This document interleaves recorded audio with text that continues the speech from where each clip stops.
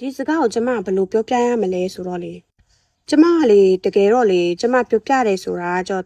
ဘဟုတုတအနေနဲ့ပြောပြနောက်ပြီးအိမ်ထောင်ရေးတာယာဖို့ဘောနော်နောက်ပြီးဘယ်လိုပြောရမလဲ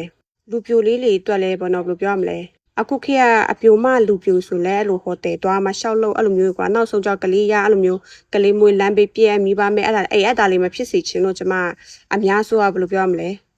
အဲ့လိုမျိုးလုံးမဲ့အစားကုန်ထုံးသုံးပါညာရဲ့တရားနဲ့ပြောပြအဲ့လိုမျိုးပေါ့ပြောချင်တာအဲ့လိုမျိုးပြောပြဖြစ်တယ်နော်ဘဟုတုတအနေနဲ့ပြောပြနေတာဖြစ်တယ်အခုဒီကိစ္စကိုပြောရမယ်ဆိုဒါကကြတော့လဲလင်များနဲ့တိုက်ဆိုင်နေတယ်ဘောနော်ပြောမဆိုမိန်းကလေးကဘာကြောင့်ဘာကိုကြက်ကလေးဆိုတာကတော့အမျိုးသားအနေနဲ့တိထားတက်နေတယ်လို့ကျမပြောပြမယ်နော်တကယ်တော့လေအမျိုးသမီးဆိုတာကြာတော့ကြိုက်ပါတယ်မကြိုက်တာမဟုတ်ပါဘူးဒါပေမဲ့ကြာတော့မကြိုက်ဘူးဆိုတော့အမျိုးသမီးကအမှန်တိုင်းပြောရင်ယောက်ျားလေးလေစောက်တော့မကြလို့ပါနော်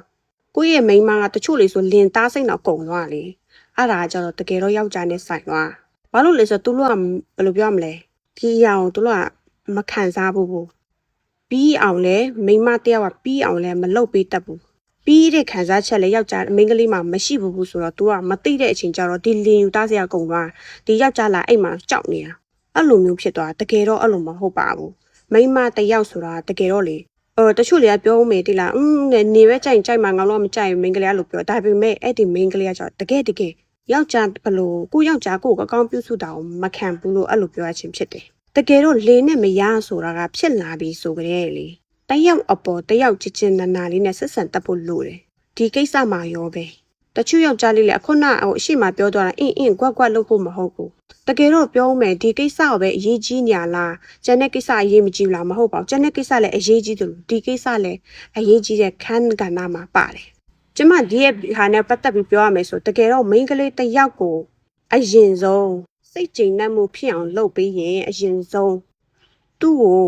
ပြီးအောင်လုပ်ပေးခဲ့ရင်ယောက်ျားလေးအရာလုပ်ပြီးဆိုရင် तू ကလေဘလောက်ကြကြ तू ခံနိုင်ပါလေဘာလို့လဲဆိုတော့သူ့ရဲ့မိမကိုမှာတဘာဝထွက်တဲ့အရေးကရှိနေပြီမို့တဲ့အတွက် तू လည်းနေရမခက်ဘူး तू လည်းနေရကောင်းပါတယ်